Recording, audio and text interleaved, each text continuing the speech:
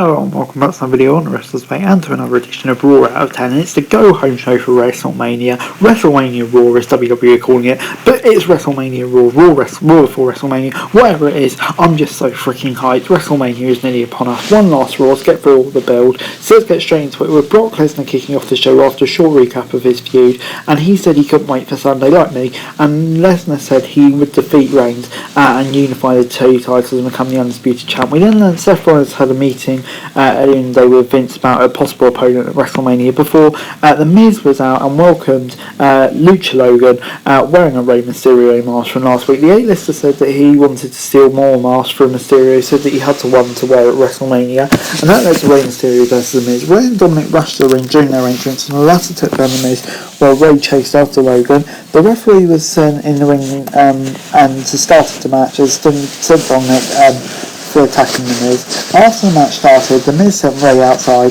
and into the barricades. After a break, Rey got a big senton in the corner before The Miz tried to powerbomb. Rey Mysterio reversed the move and got a sunset flip before picking up the win. After the match, Dominic ran into the ring and set Logan Paul up for a double 619. Paul managed to escape however, but Rey snatched the mask off his head.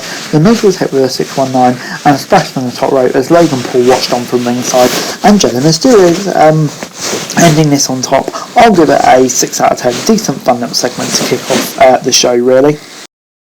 Then we saw footage of Seth Rollins in Vince McMahon's office earlier in the night, and McMahon looked like he wasn't very happy and was scribbling something when Rollins guessed what was on his mind. McMahon said he was surprised Rollins tried to get a Mania shot, but all he had to do was ask. McMahon said that Rollins would have his very own main event at WrestleMania, but the opponent would be revealed to him when the bell rings, and Rollins starts jumping around the table. It was very strange. I mean, I wouldn't be like Vince McMahon's office, but each your own. But yeah, Cody versus Rollins, it's finally happening, and I just can't wait for that pop. But next up was Omos versus the Viking Raiders. Omos managed to take the Vikings down and set them in outside area.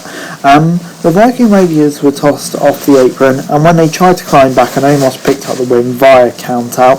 This led to Bobby Lashley coming out after Omos dared someone to challenge him, making his return. Lashley attacked Omos but grabbed the former champ and tossed him into the corner. The two ran at each other and tackled each other before Omos was taken down for the first time. And yeah, for kind of building up that match on relatively short notice, that was good stuff. I'll give it a 6 out of 10. Reggie then proposed to Dana Brooke before WrestleMania, and Brooke said yes before Tamina attacked them. Akira Tozawa then ran up to Tamina and proposed to her, and she said yes as well. Crazy scenes. R-Truth then hid nearby and watched the whole thing before coming with a plan of some shorts for the show of shows and 24/7 shenanigans. Not really asked, to be honest. Roman Reigns and the Usos were out next. Reigns said that he would beat the Beast Incarnate at WrestleMania before recalling how Lesnar messed up his face at Mania in 2018. Reigns said he stole Lesnar's advocate, broke his title reign record, beat him up at MSG, and as the final move, he'll take Brock Lesnar before Roman Reigns. It was personal. Yeah, this was fine. To be honest, I kind of feel like their names were just used to get ratings. Nothing too much to say really. I guess we'll get the payoff on SmackDown. Before we got more than Ripley, Sasha and Mayonna versus Natalya, Baszler, Zelina and Carmella. Morton and Natalya kicked off the match, and the babyfaces took advantage of isolating Natalya and Queen Zelina in the ring. Carmella was legal, and Banks was getting some big moves in when Zelina dragged her out and sent her into the barricades. After a break, Carmella was in control in the ring before Banks managed to take Mella's entire team out on the apron, but the heels won and formed Banks' teammates apart. Baszler was in the ring, and she locked in a stretch muffler before Zelina and Baszler got into an argument in the ring. Carmella then dragged Baszler out the ring, and Zelina tried to finish but Banks dragged her to the corner. Baszler and Natalya left the match as Rhea Ripley came in for the Riptide on Queen Zelina for the victory. Yeah, to be honest, I wasn't a huge fan of this. It was kind of just average. I'm not really enjoying the women's tag team title stuff at all. It just kind of comes from how little they built it up. 5 out of 10. We then got a video promo celebrating Stone Cold Steve Austin's career as Raw continued. Kevin Owens walked back out to the ring and said his tribute to Stone Cold was better. Owens said that KO show with Stone Cold would be the main event this Saturday. Owens then said that the old Stone Cold that we remember had been gone for 19 years and there was no way that he was coming back. He said Austin had been drinking for 19 years and had been begging people to be on his podcast so they can reminisce about the glory days. Owens said that he hated beer but he was going to drink one together at WrestleMania. KO then said his stunner was better than Stone Cold, and if Austin tried anything funny, he would be on the receiving end of one. Yeah, it's all building up. One decent last promo, and yeah, I'm getting more and more hyped for Stone hold at Mania, to be honest. It's going to be cool to see.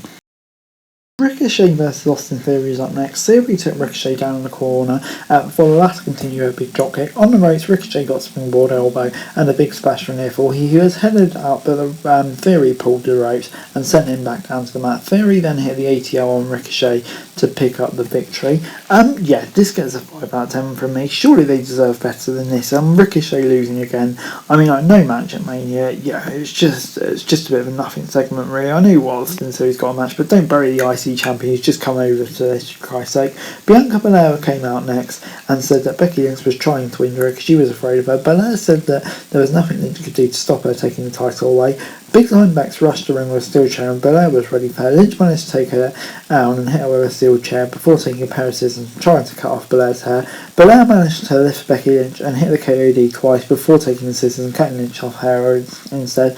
A group of officials came down to stop her as Belair cut a bunch of her hair before retreating. Lynch was furious and she realised what happened before walking out of the ring, mumbling about how she was going to win the EST WWE. Why the hair obsession? Drew McIntyre versus Happy Corbin and Madcap Moss was up next. Happy Corbin started the match but fled to the ring early as Drew McIntyre dragged Madcap Moss into the ring to beat him up. Moss was down before Corbin targeted him and fled the ring. Moss was the legal man and McIntyre set him up for the Claymore before picking up the easy win. Corbin attacked McIntyre after the match and took him out from behind. Before sending him into post. Corbin hit the end of the days on McIntyre before seeing his sword and walking out. I mean, I guess they need to have some momentum, but yeah, I'll give it a 6 out of 10. It was just there, really. Edge was backstage and said that he had decided to fake his own fame into his hands. He caused AJ Styles to win the match, securing the WrestleMania match. Edge added that it was on WrestleMania Sunday and it would be Styles' Judgment Day. Styles was backstage and said that Edge was trying to justify a cheap shot. Styles said that Edge was in his head and he was ready to destroy the legend at WrestleMania before he got Usos versus RK Bro. Boogs and Nakamura were on to spectate the match and Randy Orton and Uso kicked off the match before Riddle was tagged in early on. Orton and Riddle went for double RKOs but they were blocked. The Usos headed outside to taunt Boogs and Nakamura, but RK Bro came up and tossed both of the Usos on the announce desk. After a break on Raw, Orton was beating Jimmy up in the ring before Riddle tagged back and hit a big suplex. Jey Uso then tagged in and Usos isolated Riddle in the corner, kicking him down. Riddle was sent outside and over a barricade into the timekeeper's area. Back after a break, Orton got a jumping D on Jey Uso when Riddle wiped out Jimmy with a dive. Orton was setting up the RKO finish, but Street Profits attacked RK Bro and wiped him out. Boogs and Nakamura attacked the Usos as well as RK Bro, who took out Dawkins and Falls with both RKOs. I mean, like, yeah, this was just the whole point of why this was pointless. I mean, like, it's never going to get a finish. It was just a waste of time. 6 out of 10. Overall, the Raw this week gets a 6 out of 10 from me. I mean, like, it was a decent show. I mean, like, there was some decent bits in there, but did it feel like a go-home WrestleMania? I mean, like, some of the promos did, but yeah, I just thought the matches were kind of what you'd see on any other regular Raw, and to be honest, I wasn't a massive fan of it. But anyway, guys, that's it for you. Thanks for watching. So like, share, subscribe. Remember your thoughts, comments down below. Just find out the description for daily wrestling news and subscribe to the channel. Subscribe now, it'd be greatly appreciated. Thanks very much for watching. Peace.